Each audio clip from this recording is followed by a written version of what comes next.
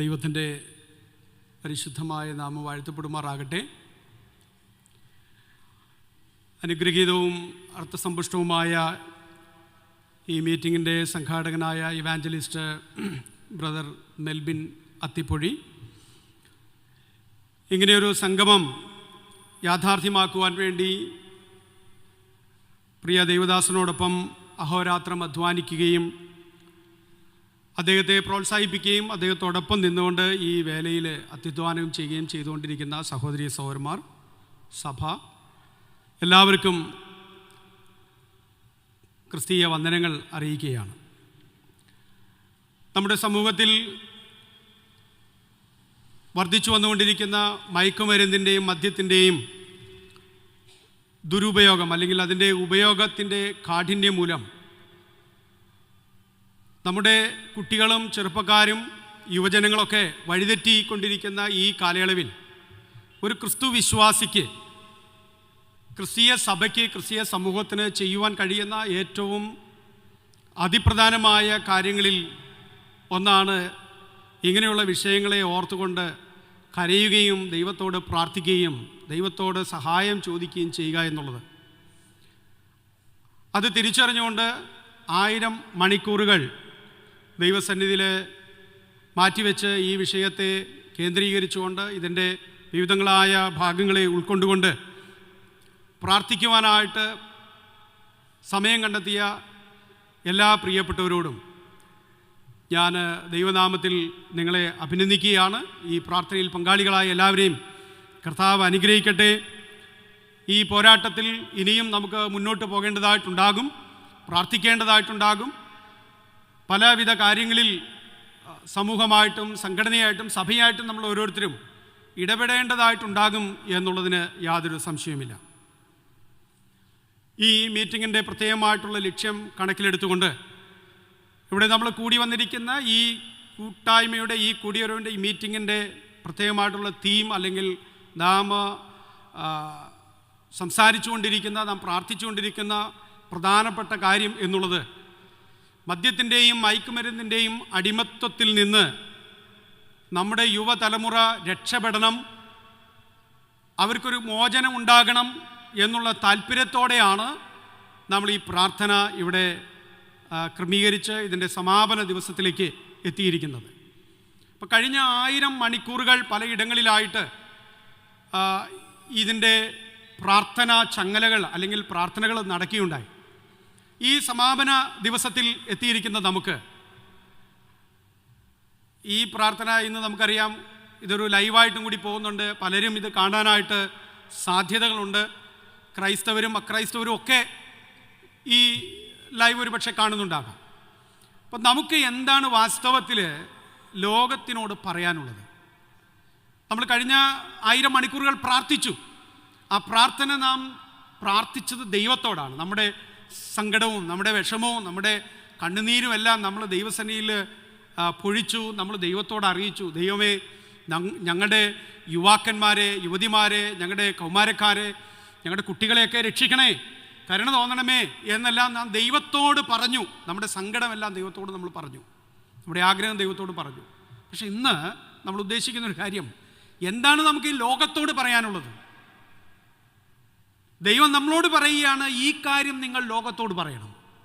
അങ്ങനെ ഒരു കാര്യത്തെ കേന്ദ്രീകരിച്ചുകൊണ്ട് ഏതാനും ചില മിനിറ്റുകൾ നിങ്ങളോട് സംസാരിക്കാനാണ് എനിക്ക് പ്രേരണയുള്ളത്.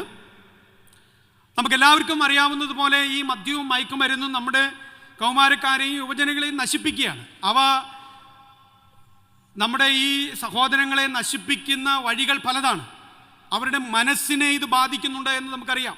അവരുടെ മനസ്സിനെ ബാധിക്കുമ്പോൾ മനസ്സിനെ ദുഷിപ്പിക്കുന്ന അവസ്ഥയിലേക്ക് ഈ മദ്യവും മയക്കുമരുന്നും അവരെ കൊണ്ടെത്തിക്കുകയാണ്. മദ്യത്തിനും മയക്കുമരുന്നിനും അടിമപ്പെടുന്ന വ്യക്തികളുടെ മനസ്സ് ദുഷിക്കപ്പെട്ട് അവരുടെ വിവേകം മറഞ്ഞു പോകുന്ന, കാര്യങ്ങൾ വ്യക്തതയില്ലാതെയാകുന്ന ഒരവസ്ഥ നമുക്ക് കാണാനായിട്ട് കഴിയും. അതവരുടെ ആരോഗ്യത്തെ നശിപ്പിക്കും. ആരോഗ്യം നഷ്ടപ്പെട്ടാൽ എന്താ സംഭവിക്കുക?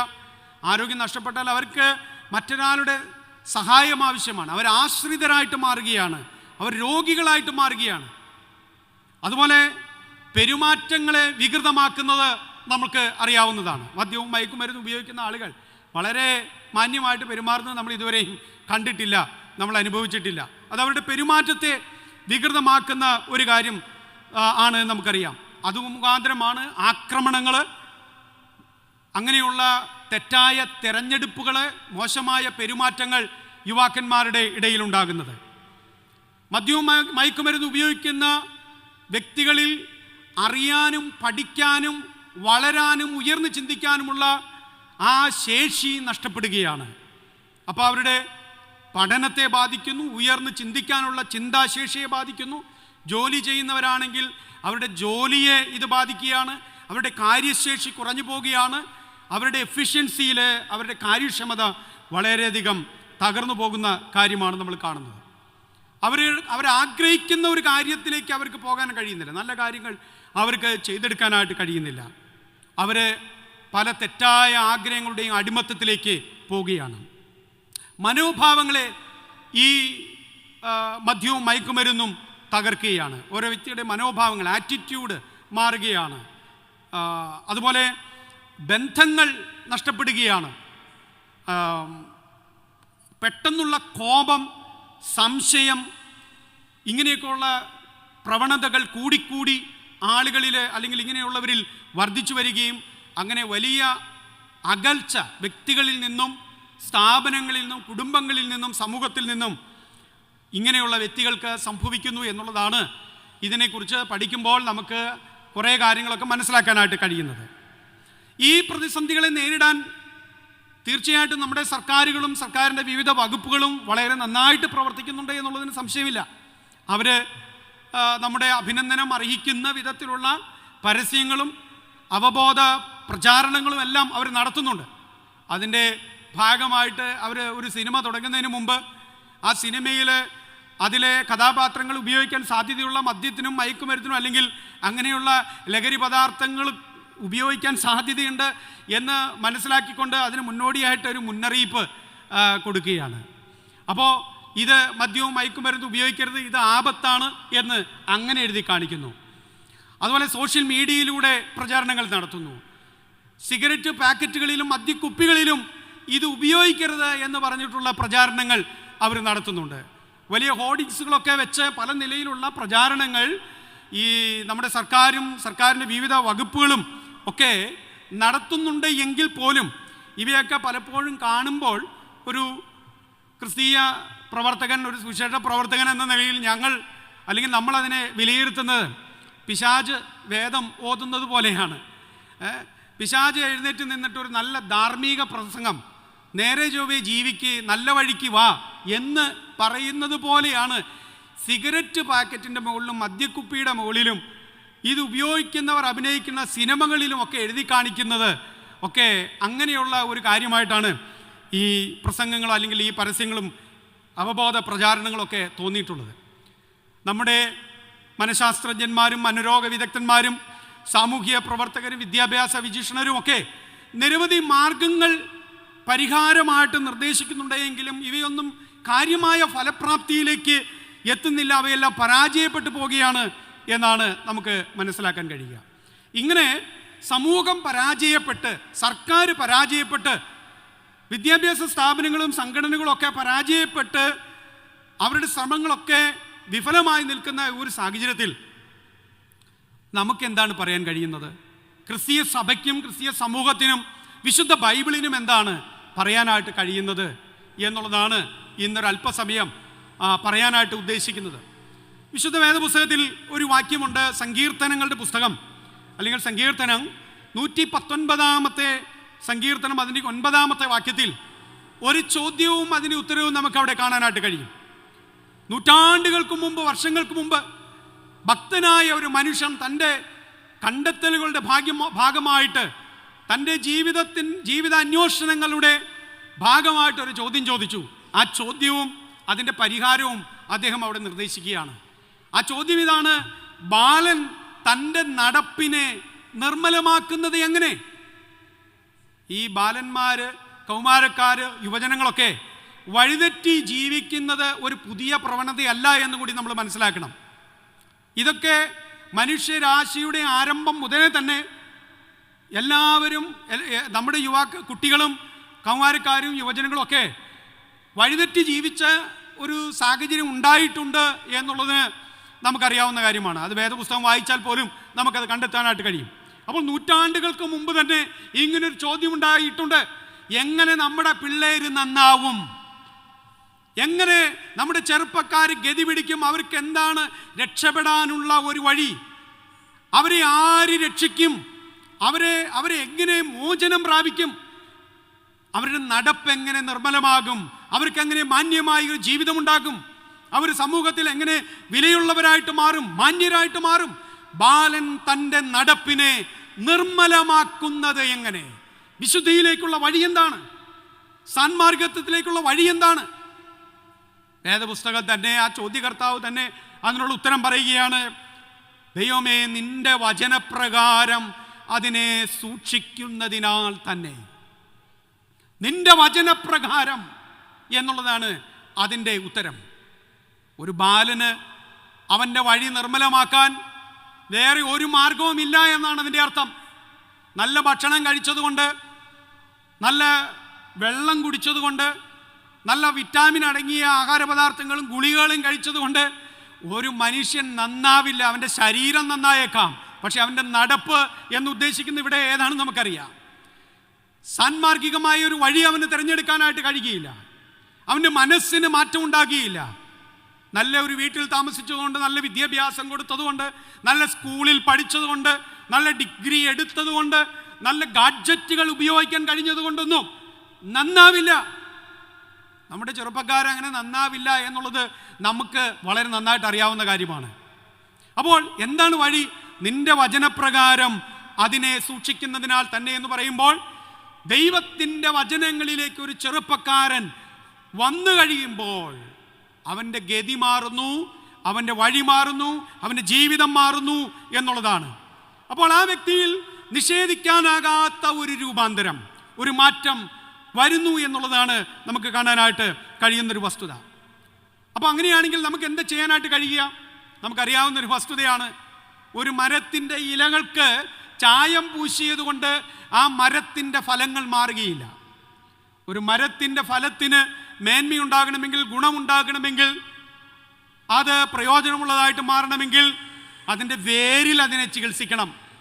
അതിൻ്റെ ഇലയിൽ കൊണ്ട് എന്തെങ്കിലും ചെയ്തുകൊണ്ട് കാര്യമില്ല. അതിൻ്റെ വേരിന് ആവശ്യമായിട്ടുള്ള, അത് വലിച്ചെടുക്കാൻ കഴിയുന്ന വിധത്തിലുള്ള പോഷക ഗുണങ്ങൾ അതിൻ്റെ വേരിലേക്ക് എത്തിക്കണം.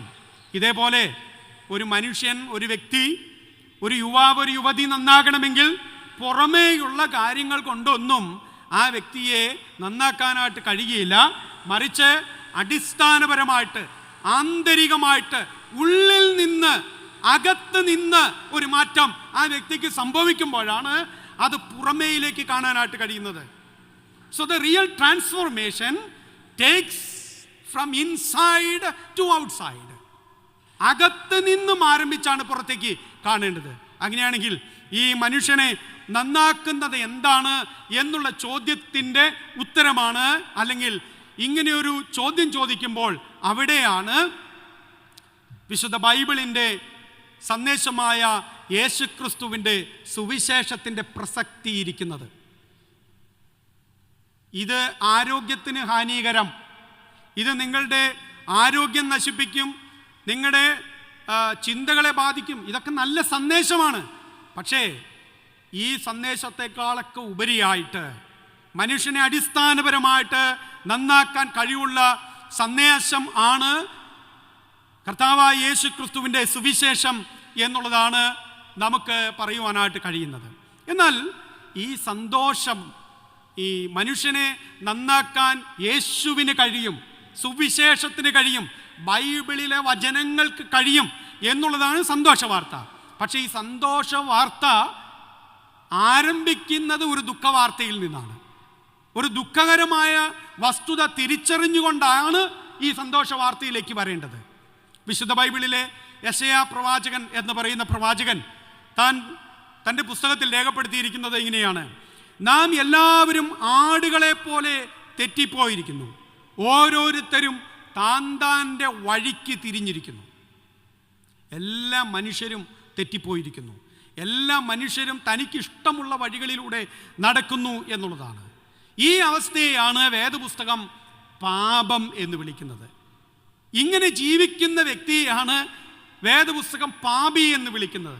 തനിക്കിഷ്ടമുള്ള വഴികളിലൂടെ നടക്കുന്ന വ്യക്തി, തനിക്ക് ബോധിച്ചവണ്ണം ജീവിക്കുന്ന വ്യക്തി, തൻ്റെ മനോവികാരങ്ങൾക്ക് അനുസൃതമായി ജീവിതം കൊണ്ടുപോകുന്ന വ്യക്തി, തൻ്റെ മുകളിൽ ആരും ചോദിക്കാനില്ല, പറയാനുമില്ല, താൻ തന്നെയാണ് തൻ്റെ രാജാവ്, തൻ്റെ ദൈവം എന്ന് ചിന്തിച്ചുകൊണ്ട് മുന്നോട്ട് പോകുന്ന തന്നിഷ്ടക്കാരനായ വ്യക്തിയാണ് വിശുദ്ധ വേദപുസ്തകത്തിൻ്റെ ഭാഷയിൽ പാപി എന്ന് നമ്മൾ വിളിക്കുന്നത്. അങ്ങനെയാണെങ്കിൽ അങ്ങനെ ജീവിക്കുന്ന എല്ലാ ആളുകളും പാപികളാണ്. ആ പാപികളെക്കുറിച്ച് ദൈവം പറയുന്നു, ഇതല്ല മനുഷ്യനെക്കുറിച്ചുള്ള ദൈവത്തിൻ്റെ താല്പര്യം. അവൻ ദൈവത്തിൻ്റെ മഹത്വത്തിൽ നിന്ന്, ദൈവത്തിൻ്റെ മനോഹാരിതയിൽ നിന്ന്, ദൈവം വച്ചിരിക്കുന്ന നിലവാരത്തിൽ നിന്ന്, ദൈവം കൽപ്പിച്ചാക്കിയ ആ സ്റ്റാൻഡേർഡിൽ നിന്ന് അവൻ താഴേക്ക് പോയിരിക്കുന്നു. വേദപുസ്തകം പിന്നെ പറയുന്നു, ഒരു വ്യത്യാസവുമില്ല, എല്ലാവരും പാപം ചെയ്ത് ദൈവ തേജസ് നഷ്ടപ്പെടുത്തിയിരിക്കുകയാണ്. എല്ലാവരും പാപം ചെയ്ത് ദൈവത്തിൻ്റെ തേജസ് നഷ്ടപ്പെടുത്തി എന്ന് പറയുമ്പോൾ, ഒരു കാലത്ത് മനുഷ്യനെ ദൈവം തൻ്റെ തേജസ്സോടുകൂടിയാണ് സൃഷ്ടിച്ചത്. അത് മനുഷ്യൻ പാപം ചെയ്ത് നഷ്ടപ്പെടുത്തി. ആ ഗ്ലാമർ അവന് പോയി. യഥാർത്ഥ മനുഷ്യനെ കാണാനില്ല. യഥാർത്ഥ മനുഷ്യനിൽ കോട്ടം സംഭവിച്ചിരിക്കുന്നു, അവനിൽ വളവ് സംഭവിച്ചിരിക്കുന്നു. യഥാർത്ഥ മനുഷ്യനും മനുഷ്യത്വവും മാനവികതയൊന്നും വാസ്തവത്തിൽ നമുക്ക് കാണാനായിട്ട് കഴിയുന്നില്ല. എല്ലാവരും പാപം ചെയ്ത് ഒരുപോലെ കൊള്ളരുതാത്തവരായി തീർന്നിരിക്കുന്നു. ലോകത്തിലെ എല്ലാ മനുഷ്യരും പാപികളാണെന്നുള്ള ഒരു ദുഃഖകരമായ വാർത്തയാണ് വേദപുസ്തകം പറയുന്നത്. എന്നാൽ അപ്പോൾ ഈ പാപത്തിൻ്റെ ഫലം, ഈ പാപം എങ്ങനെയാണ് തിരിച്ചറിയുന്നത്? ഈ പാപം തിരിച്ചറിയുന്നതാണ്, മനുഷ്യൻ പാപിയാണ് എന്ന് നമ്മൾ തിരിച്ചറിയുന്ന വഴികളാണ് ഇന്ന് ലോകം കണ്ടുകൊണ്ടിരിക്കുന്നത്, അല്ലേ? നമുക്ക് ചുറ്റും കാണുന്ന യുദ്ധങ്ങൾ, ഈ യുദ്ധങ്ങളൊക്കെ നിർത്തലാക്കാൻ വേണ്ടിയിട്ട് എന്തെല്ലാം സമരങ്ങൾ, നിരാഹാരങ്ങൾ, ധർണകൾ, റാലികൾ, എന്തെല്ലാം യുദ്ധം നിർത്തലാക്കാൻ വേണ്ടി പോലും യുദ്ധം ചെയ്യുകയാണ്. എന്തെല്ലാം അവസ്ഥയാണ്, അല്ലേ? യുദ്ധങ്ങൾ നിർത്തലാക്കാൻ വേണ്ടി തന്നെ ഗവൺമെൻറ്റിനെതിരെ യുദ്ധം ചെയ്യുന്ന, സർക്കാരിൻ്റെ ഓഫീസ് കത്തിക്കുന്ന, വാഹനങ്ങൾ കത്തിക്കുന്ന പ്രവണതയാണ് കാണുന്നത്. അത് ഇപ്പോൾ തിന്മ കൊണ്ട് തന്നെയാണ് തിന്മയെ മനുഷ്യൻ ഇപ്പോൾ നേരിട്ടുകൊണ്ടിരിക്കുന്നത്. എന്ത് നിർത്തണം? തിന്മ നിർത്തണം. ആ നിർത്താൻ വേണ്ടി സ്വീകരിക്കുന്ന വഴി എന്താണ്? തിന്മയാണ്. അപ്പോൾ യുദ്ധങ്ങൾ നമ്മൾ കാണുകയാണ്. വെറുപ്പ് ലോകത്തിൽ വർദ്ധിച്ചുകൊണ്ടിരിക്കുകയാണ്. ശത്രുതകൾ കൂടുകയാണ്. കൊലപാതകങ്ങൾ വർദ്ധിക്കുന്നു. വഞ്ചന, കബളിപ്പിക്കൽ, കൈക്കൂലി, അനീതി, വർഗീയ കലാപങ്ങൾ, ബലാത്സംഗം, സ്ത്രീകളോടും കുട്ടികളോടുമുള്ള അതിക്രമങ്ങൾ, അങ്ങനെ തുടങ്ങി പ്രകൃതിയിലേക്ക് നോക്കിയാൽ പോലും പ്രകൃതിയെ ചൂഷണം ചെയ്യുന്ന, അതിനെ മലിനമാക്കുന്ന പ്രവണത ഇന്ന് സമൂഹത്തിൽ കാണുന്നുണ്ടെങ്കിൽ അതിനെയാണ് നമ്മൾ പറയുന്നത് ഇത് മറ്റൊന്നും കൊണ്ടുമല്ല. ഇങ്ങനെയൊക്കെ സംഭവിക്കുന്നുണ്ടെങ്കിൽ മനുഷ്യന് വിദ്യാഭ്യാസം കിട്ടാഞ്ഞത് കൊണ്ടല്ല, ഉയർന്ന സാങ്കേതിക വിദ്യകൾ നമുക്കില്ലാത്തത് കൊണ്ടല്ല, നല്ല വിദ്യാഭ്യാസ സ്ഥാപനങ്ങളും കുറവുണ്ടായതുകൊണ്ടല്ല, നമ്മുടെ നാട്ടിൽ പള്ളികളും അമ്പലങ്ങളും മോസ്കുകളും കുറവായതുകൊണ്ടല്ല, മനുഷ്യൻ പാപിയായതുകൊണ്ടാണ്. മനുഷ്യൻ്റെ അകത്താണ് പ്രശ്നം, വേരിലാണ് പ്രശ്നം, അവൻ്റെ അകമയാണ് പ്രശ്നം എന്നുള്ളതാണ് വേദപുസ്തകം നമ്മളോട് പറയുന്നത്. വേദപുസ്തകം ഇവയെല്ലാം പറയുന്നത് ജഡത്തിൻ്റെ പ്രവൃത്തികൾ എന്നാണ്, വർക്ക്സ് ഓഫ് ദി ഫ്ലഷ് എന്നാണ് വേദപുസ്തകം പറയുന്നത്. ഞാൻ ആ വേദഭാഗം നിങ്ങളിന്ന് വായിച്ചു കേൾപ്പിക്കാം. ഗലാത്യ ലേഖനം 5-ാം അധ്യായം അതിൻ്റെ 19-ാമത്തെ വാക്യം മുതൽ വായിക്കുമ്പോൾ, ഇന്ന് സമൂഹത്തിൽ നാം കണ്ടുകൊണ്ടിരിക്കുന്ന, നമ്മുടെ സമൂഹത്തിൽ നാം നിരന്തരം കണ്ടുകൊണ്ടിരിക്കുന്ന കാര്യങ്ങൾ അവിടെ കാണുന്നുണ്ട്. ഗലാത്യർക്ക് എഴുതിയ ലേഖനം 5-ാം അധ്യായം അതിൻ്റെ 19-ാമത്തെ വാക്യത്തിൽ കാണുന്നു, ജഡത്തിൻ്റെ പ്രവൃത്തികൾ, പാപിയായ മനുഷ്യൻ്റെ പ്രവൃത്തികൾ, പാപത്തിൻ്റെ ഫലങ്ങൾ എന്ന നിലയിൽ പറയുന്ന കാര്യം എന്തൊക്കെയാണ്? ദുർനടപ്പ്, തെറ്റായ ജീവിത രീതി, അശുദ്ധി, അങ്ങനെ ഒരു കാര്യമേ ഇന്നില്ലാത്തതുപോലെയാണ്. മൊറാലിറ്റി എന്ന് പറയുന്ന കാര്യമില്ല, ഹോളിനെസ് എന്ന് പറയുന്ന ഒരു കാര്യമില്ല, എല്ലാം ശരിയാണ് എന്നുള്ളൊരു ആറ്റിറ്റ്യൂഡാണ്, ഒന്നും തെറ്റല്ല. ഇപ്പോഴത്തെ ഒരു ലോകത്തിലേക്ക് എത്തിയിരിക്കുകയാണ്. അപ്പോൾ അശുദ്ധി കാണുകയാണ്, ദുഷ്കാമം, വിഗ്രഹാരാധന, ആഭിചാരം, പക, പിണക്കം, ജാരശങ്ക, ക്രോധം, ശാഠ്യം, ദ്വന്ദ്വപക്ഷം, ഭിന്നത, അസൂയ, മദ്യപാനം, വെറിക്കൂത്ത്, ഇതെല്ലാം നമ്മുടെ നാട്ടിൽ ഇന്ന് കാണുന്നില്ലേ? ഇതല്ലേ നമ്മൾ കണ്ടുകൊണ്ടിരിക്കുന്നത്? ഇനി ആത്മാവിൻ്റെ ഫലമായിട്ട് നമ്മൾ കാണുന്ന കാര്യം പറയുമ്പോൾ ഇതല്ലേ നമ്മുടെ നാട്ടിൽ അഭാവമായിരിക്കുന്ന, അല്ലെങ്കിൽ കാണാതിരിക്കുന്നത്?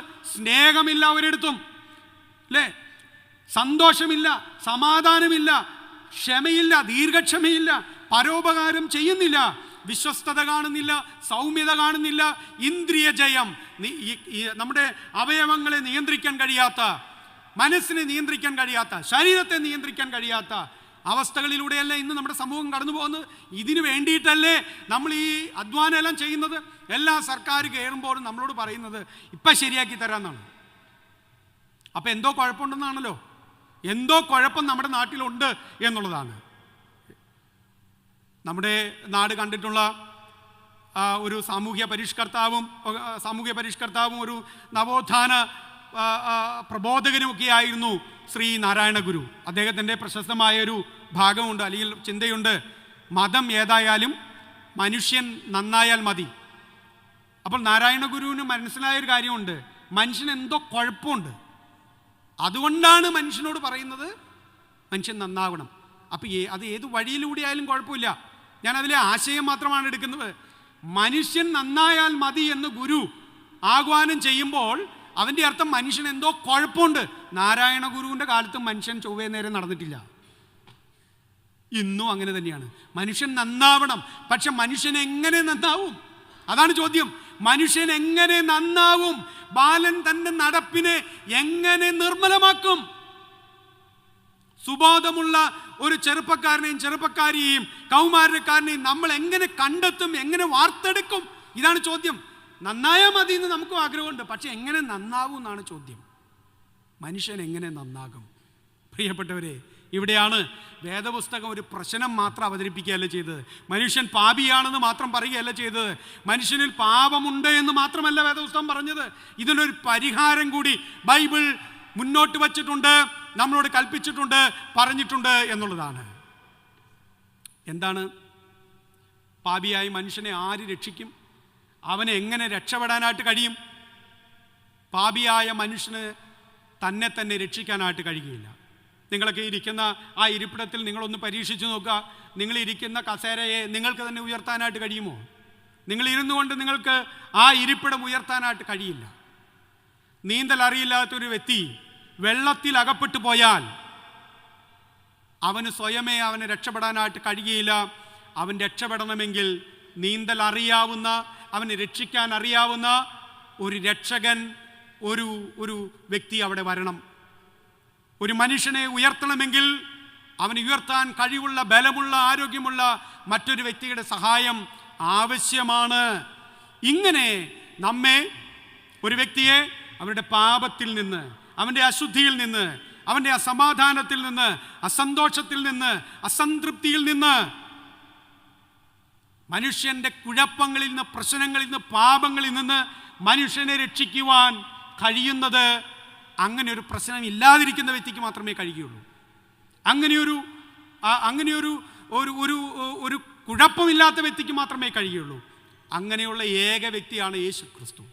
യേശുക്രിസ്തു ലോകത്ത് ജീവിച്ചപ്പോൾ പറഞ്ഞ ഒരു കാര്യമുണ്ട്, താൻ ലോകത്തോട് വിളിച്ചു പറഞ്ഞൊരു കാര്യമുണ്ട്.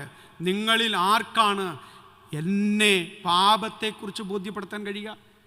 ഞാൻ പാപിയാണ്, എന്നിൽ തെറ്റുണ്ട്, എന്നിൽ പാപമുണ്ട് എന്ന് നിങ്ങൾക്ക് വിരൽ ചൂണ്ടി പറയുവാനായിട്ട് ധൈര്യമുണ്ടോ, കഴിവുണ്ടോ എന്നാണ് യേശു ചോദിച്ചത്. ഞാൻ ഇവനിൽ ഒരു കുറ്റവും കാണുന്നില്ല എന്ന് പറഞ്ഞാണ് പീലാത്തോസ്, അന്നത്തെ ഗവർണർ, യേശുവിനെ ക്രൂശിക്കാനായിട്ട് ഏൽപ്പിച്ചു കൊടുത്തത്. ഞാൻ ഈ വ്യക്തിയിൽ ഒരു കുറ്റവും കാണുന്നില്ല. തന്നെ ക്രൂശിച്ച പടയാളി യേശുവിനെ നോക്കിക്കൊണ്ട് പറഞ്ഞു, ഇവൻ സാക്ഷാൽ നീതിമാൻ ആയിരുന്നു. അവൻ്റെ അടുത്ത് കിടന്ന ഒരു കള്ളൻ അവനെക്കുറിച്ച് പറഞ്ഞു, നീ രാജാവാണ്, നീ രാജ്യത്വം പ്രാപിക്കും, അപ്പോൾ എന്നെയും കൂടി ഓർക്കണമേ. നീ നീതിമാനും ഞാൻ കള്ളനുമാണ്, എന്നെ രക്ഷിക്കണം. അവനെ നോക്കിയവരെല്ലാം അവൻ രക്ഷകനാണെന്നും അവൻ പാപമില്ലാത്തവനാണെന്നും അവൻ പരിശുദ്ധനാണെന്നും കാണുകയുണ്ടായി. അത് തന്നെയാണ് യേശുക്രിസ്തുവിൻ്റെ വചനങ്ങളുടെ ശക്തിയും യേശുക്രിസ്തുവിൻ്റെ വചനങ്ങളുടെ പ്രസക്തിയും എന്നുള്ളത്. അപ്പോൾ ഈ ലോകത്തിൻ്റെ പ്രതിസന്ധിക്കുള്ള മറുപടി എന്താണ്? ഈ ലോകത്തിൻ്റെ പ്രയാസങ്ങൾക്കുള്ള മറുപടി എന്താണ്? മദ്യവും മയക്കുമരുന്നും. അതാണല്ലോ നമ്മുടെ ഇവിടുത്തെ തീം. ഈ മദ്യത്തിൽ നിന്നും മയക്കുമരുന്നിൽ നിന്നും നമ്മുടെ യുവതലമുറയെ ഏത് സന്ദേശം രക്ഷിക്കും? ആര് രക്ഷിക്കും? അതിനുള്ള ഏക ഉത്തരം സുവിശേഷത്തിന് നിങ്ങളെ രക്ഷിക്കാൻ കഴിയും. യേശുവിന് നിങ്ങളെ രക്ഷിക്കാൻ കഴിയും. യേശുവിന് നിങ്ങളെ രൂപാന്തരപ്പെടുത്തുവാനായിട്ട് കഴിയും എന്നുള്ളതാണ്. കാരണം യേശു ലോകത്തിലേക്ക് വന്നത് പാപികളെ രക്ഷിക്കാൻ വേണ്ടിയാണ്, ദോഷികളെ രക്ഷിക്കാൻ വേണ്ടിയാണ്, നഷ്ടപ്പെട്ടു പോയതിനെ തിരഞ്ഞു രക്ഷിക്കാനാണ് യേശു വന്നത്. ലോകത്തെ കുറ്റം വിധിക്കാനല്ല, മറിച്ച് അവരെ രക്ഷിക്കാൻ വേണ്ടിയാണ്. അനേകർക്ക് വേണ്ടി തൻ്റെ ജീവനെ മറുവിലയായി, പകരമായി, മോചനവിലയായി കൊടുക്കാൻ വേണ്ടിയാണ് യേശു വന്നത്. അനേകരെ അവരുടെ സാത്താന്യ അടിമത്വത്തിൽ നിന്നും, അവൻ്റെ ചങ്ങലയിൽ നിന്നും, ശാപങ്ങളിൽ നിന്നും രക്ഷിക്കുവാൻ വേണ്ടിയാണ് യേശു വന്നത്. യേശു സ്വർഗത്തിൽ നിന്ന് ഈ ഭൂമിയിലേക്ക് വന്നത് ഒരു ടൂർ എടുത്ത് വന്നതല്ല. അവൻ ഈ ലോകത്തിലേക്ക് വന്നത് മനുഷ്യവർഗത്തെ അവരുടെ പാപങ്ങളിൽ നിന്ന് രക്ഷിക്കാൻ വേണ്ടിയിട്ടാണ്. യുവാക്കന്മാരെ, യുവതിമാരെ, നിങ്ങൾ നിങ്ങളുടെ മയക്കുമരുന്നിൽ നിന്ന്, മദ്യപാനത്തിൽ നിന്ന്, നിങ്ങളുടെ ദോഷകരമായ പ്രവൃത്തികളിൽ നിന്ന് നിങ്ങൾക്ക് മോചനം വേണമെന്ന് നിങ്ങൾ ആത്മാർത്ഥമായി ആഗ്രഹിക്കുന്നുവെങ്കിൽ, അതിൽ നിന്നൊരു മോചനം എനിക്ക് വേണം, എനിക്കൊരു വിടുതൽ ആവശ്യമാണ്, മോചനം ആവശ്യമാണ്, സ്വാതന്ത്ര്യം ആവശ്യമാണെന്ന് നിങ്ങൾ ആത്മാർത്ഥമായി ചിന്തിക്കുന്നുവെങ്കിൽ അതിന് യേശുവിന് സാധിക്കും എന്നുള്ളത് നിങ്ങളോട് പറയാൻ കഴിയുകയാണ്. യേശുവിന് നിങ്ങളെ രക്ഷിക്കാനായിട്ട് കഴിയും. യേശുവിൻ്റെ ജീവിതത്തിന് നിങ്ങൾക്ക് മാതൃക നൽകാനായിട്ട് കഴിയും. യേശുവിൻ്റെ സന്ദേശത്തിന് നിങ്ങളെ ആ ദുരന്തത്തിൽ നിന്ന് രക്ഷിക്കാനായിട്ട് കഴിയും. എന്താ ചെയ്യുക? യേശുവിൻ്റെ അടുക്കൽ വരിക. നിങ്ങൾ യേശുവിന് ഒരു പണവും കൊടുക്കേണ്ട ആവശ്യമില്ല. നിങ്ങൾ യേശുവിനോട് നിങ്ങൾ ഒരു വിധത്തിലുള്ള യാതൊരു വിധത്തിലുള്ള കാര്യങ്ങളും മറ്റൊന്നും പറയേണ്ട കാര്യങ്ങളില്ല. യേശുവിൻ്റെ അടുക്കൽ വന്ന് നിങ്ങളൊരു പാപിയാണെന്ന് പറയുക.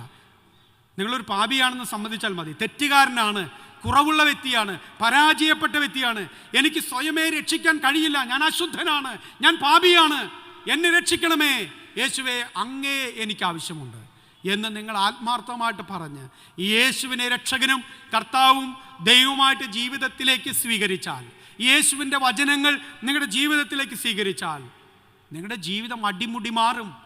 അങ്ങനെ ജീവിതം മാറിയ ചെറുപ്പക്കാരാണ് ഇവിടെയുള്ളത്. അങ്ങനെ ജീവിതം മാറി മറിഞ്ഞ ഒരു വ്യക്തിയാണ് ഈ പ്രാർത്ഥനയുടെ പിന്നിൽ ഈ പ്രാർത്ഥന നടത്തുന്നത്. ഒരിക്കൽ ഗുണ്ടായുസവും തെരുവിൽ അടിയും മദ്യവും മയക്കുമരുന്നും തോന്നിവാസവുമായി നടന്ന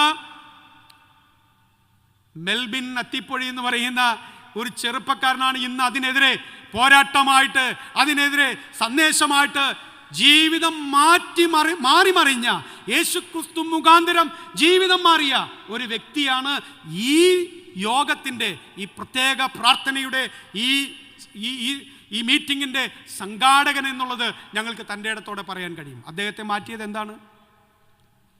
കടാപ്പുറത്ത് പിടിച്ച മീനല്ല, അദ്ദേഹം കഴിച്ച ഏതെങ്കിലും മീനല്ല, അദ്ദേഹം കഴിച്ച നെയ്മീനല്ല അദ്ദേഹത്തെ മാറ്റിയത്. പക്ഷേ മീൻ പിടിക്കുന്നവരെ പിടിക്കുന്നവരാക്കുമെന്ന് പറഞ്ഞ യേശുവാണ് അദ്ദേഹത്തെ മാറ്റിയത്. ഹല്ലേലൂയ. ആ യേശുവിനെ നിങ്ങളെയും മാറ്റാൻ കഴിയും. ആ യേശുവിനെ നിങ്ങളെ രൂപാന്തരപ്പെടുത്താൻ കഴിയും. യേശു പത്രോസിനെ മാറ്റി, ഇടിമക്കളെ യേശു മാറ്റി. അങ്ങനെ യേശു പലരെയും മാറ്റി. തീവ്രവാദിയായ പൗലോസിനെ മാറ്റി.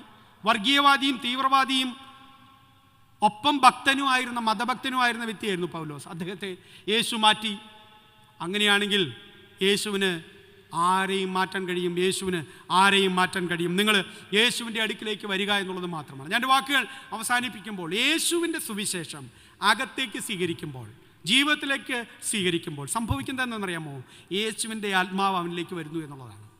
യേശുവിൻ്റെ ആത്മാവ്, പരിശുദ്ധമായ ആത്മാവ്, പരിശുദ്ധ ആത്മാവ്, ദൈവം തന്നെ അവൻ്റെ ജീവിതത്തിലേക്ക് വരുന്നു, അവനിൽ വസിക്കുന്നു എന്നുള്ളതാണ് കാണുവാനായിട്ട് കഴിയുന്നത്. അങ്ങനെ പരിശുദ്ധാത്മാവ് വരുമ്പോഴാണ് ഞാൻ നേരത്തെ പറഞ്ഞ ആ വാക്യം അതിൻ്റെ അർത്ഥതലങ്ങളിലേക്ക് എത്തുന്നത്. ആത്മാവിൻ്റെ ഫലം ആ വ്യക്തിയിൽ കാണാൻ കഴിയും.